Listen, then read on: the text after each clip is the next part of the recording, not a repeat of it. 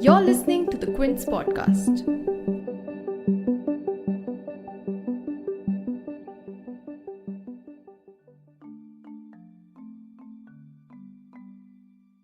Over the past few weeks, the Delhi police have been filing charge sheets in a number of cases related to Delhi riots that had taken place late in February, around a month before the lockdown began.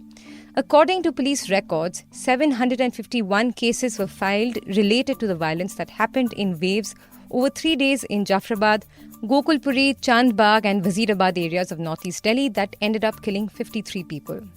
At the core of these charge sheets is a common theory of the riots being a planned conspiracy in the follow-up of the NRC-CAA protests that were going on in Delhi. Some charge sheets attempt to draw links between the Tablighi Jamaat that has been in the news since the coronavirus outbreak. Some others claim women's activist group Pinjra Tod was involved, while some others accuse suspended Aam Aadmi Party councillor Tahir Hussain of playing a quote-unquote pivotal role in the riots. And based on this line of investigation, several arrests were also made since April, like that of Safoora Zargar, an MPhil scholar from Jamia Millia Islamia University, who the police allege delivered an inflammatory speech on February 23rd that led up to the riots.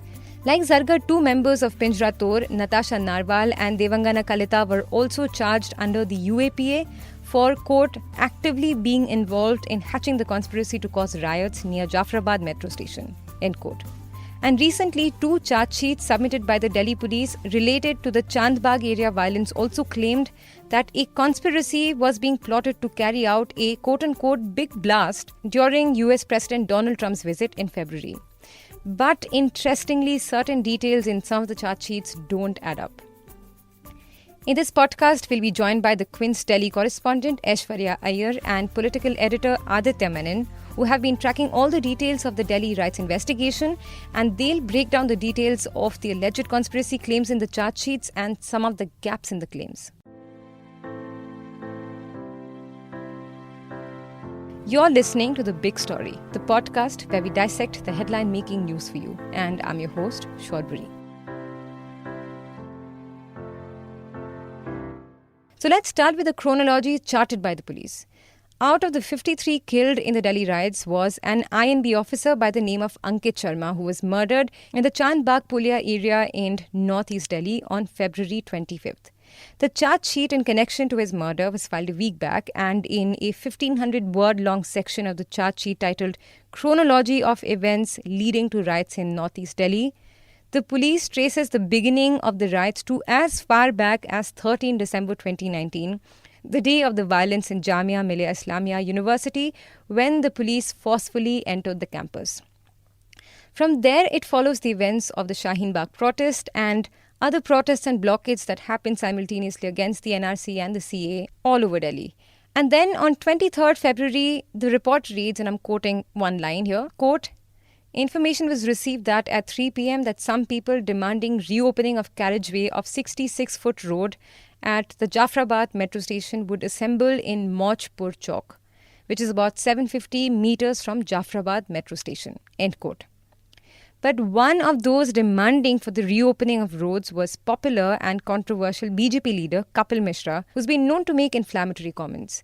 Although the DCP of the police was present when Kapil Mishra delivered an ultimatum to the police on February 23rd to clear out the anti-NRC-CAA protesters at Jafrabad metro station, or as Mishra said, he and his supporters would do that on their own, the police's chronological order of the events leave out any mention of his name whatsoever. Videos from that event document that speech, you can check it out, as well as the police presence at the time the speech was delivered. BJP MP from East Delhi Gautam Gambhir had also hit out at Mishra, calling his speech quote-unquote unacceptable. Even Facebook CEO Mark Zuckerberg cited Kapil Mishra's speech as a direct incitement of violence in one of his video interactions with Facebook employees. However, according to Delhi Police's charge sheet, the riots seem to be pinned on the anti-CAA protesters instead. And Aditya Menon, the Quint's political editor, says that it's quite surprising that Kapil Mishra's name was omitted. Kapil Mishra's omission is particularly surprising because his speech telling the police that they should clear the roads, otherwise he and his supporters would do it, was just barely half a day before the violence started in Northeast Delhi.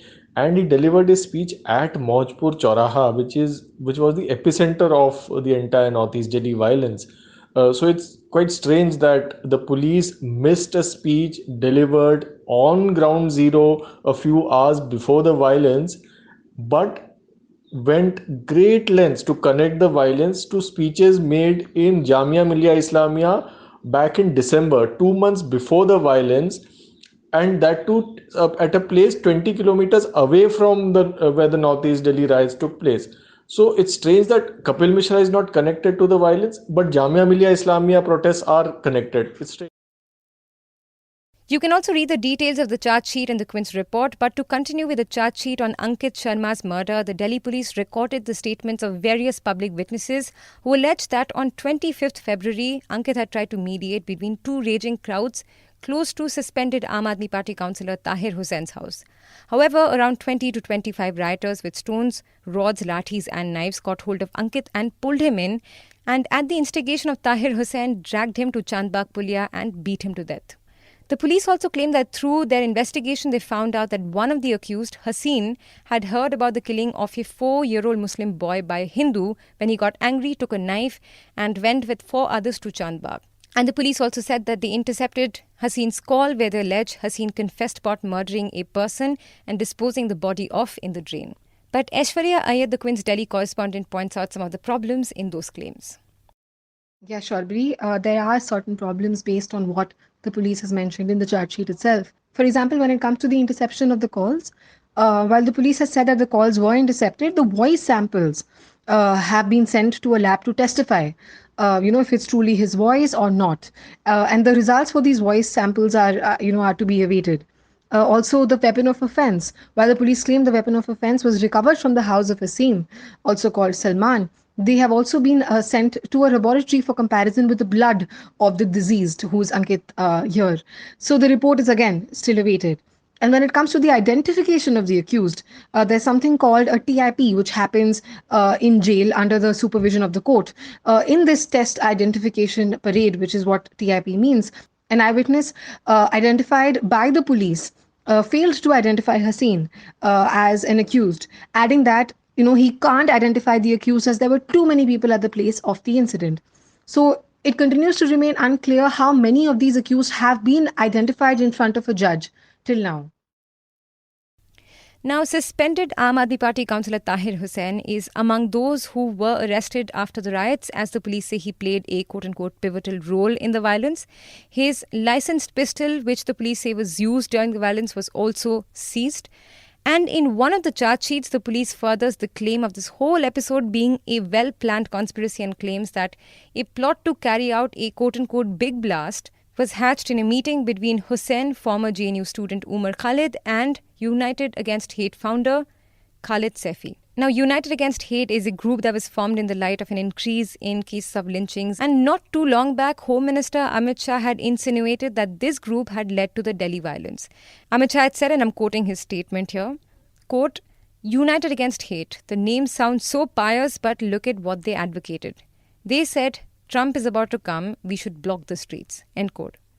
And the police's allegations are quite similar. They allege, and I'm reading one line of the charge sheet, he, that is Hussain, was found connected to Khalid Saifi and Umar Khalid, who are part of a larger group of persons who were organizing riots and protests in Delhi, end quote. But here is one gap in the plot of a big blast.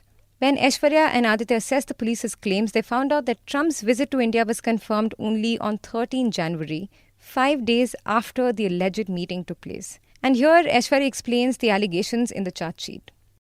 So after reading this, we went ahead and did our own research and investigation and found out that there are differing facts which make us question the Delhi police's, version regarding what happened on 8th of January. So I'll take you through the chronology. On 7th of January, PM Modi and US President Donald Trump spoke to each other over a call. This is according to a Ministry of External Affairs official release. However, they spoke to each other, they exchanged New Year greetings, but there was no mention of a state visit at all in this release. Then let's come to 8th of January, where the police has alleged that Umar Khalid, Tahir Hussain, and Khalid Saifi met on this day at Shaheen Bagh. And this is where they planned a big blast, in quotes, for when Trump visits India in February 2020. Then let's move to 13th of January, where the first media report by The Hindu on Trump's visit to India was published. This report also publishes the information attributing it to sources and only gives tentative dates regarding Trump's visit. We also went through Ministry of External Affairs and Press Information Bureau government releases essentially for all of December as well up to January to understand if the trio could have known about Trump coming to India in February 2020 so that they could have planned for it. But there is no information. There was no information by the media or by the government regarding any of these plans that Trump had, to visit India in the month of February 2020. So the question is, how is it that when there were no media reports, when there were no government releases, official releases regarding it, how is it that this trio knew about Trump's visit not only 5 days before the media reported, but within about 24 hours of PM Modi and Donald Trump talking to each other over this call where they exchanged New Year greetings? So what are the police's allegations based on? So there are two possibilities here. First, that Khalid Saifi, Umar Khalid and Tahir Hussain knew about Trump's visit 5 days before anyone else in the country did. Or the second, that Delhi police has gotten it wrong, has gotten its facts wrong. Now, why would the second thing happen? It seems that the Delhi police has gone into this investigation with a certain premise, and the premise is that the entire conspiracy part of the riots was entirely from the side of Muslims and anti-CAA protesters, and any violence from the other side was only retaliation. So this is reflected in the charge sheets as well. The UAPA charges are exclusively for Muslims and anti-CAA protesters. The conspiracy allegations are again entirely towards that side. But when it comes to violence, the police has been more even-handed. So I think this is the real problematic part over here. The police's investigation has drawn flack not only from the lawyers of the arrested and accused for being one-sided, but even the Patiala House Court. Among the 53 killed in the riots, 38 were people from the Muslim minority community. Several reports from the day of the riots also indicate that the Muslim community was disproportionately targeted. We do know that several mosques were attacked in the riots. A report by The Scroll dated March 12th said that at least 14 mosques and a Sufi dargah were burnt by rioters. But the main narrative in the police's claim is one of provocation from the side of Muslims and anti-CAA protesters and retaliation from the side of local Hindus. A charge sheet in a Jafrabad case which accuses Pinjra Tod members Natasha Narwal and Devangana Kalita of conspiring to plot riots uses a WhatsApp message to allege the conspiracy. The message supposedly found on the mobile of an accused gives a list of steps that local women can take to defend their homes in case a riot breaks out. So far, the Delhi police hasn't responded to the Quint's queries on the loopholes of its narrative. Follow the Quint for more updates on the Delhi Riots investigation. For more information on the charge sheets, please check out the Quint's reportage, the links to which you'll find on the show notes. If you like listening to this episode, please subscribe to the Big Story playlist for episodic updates. We're live on Apple, Google Podcast, Spotify, JioSaavn, and most of the other popular podcast streaming platforms. For other podcasts, please log on to the Quint website and check out the podcast section. For any feedback, shoot an email to podcasts@thequint.com.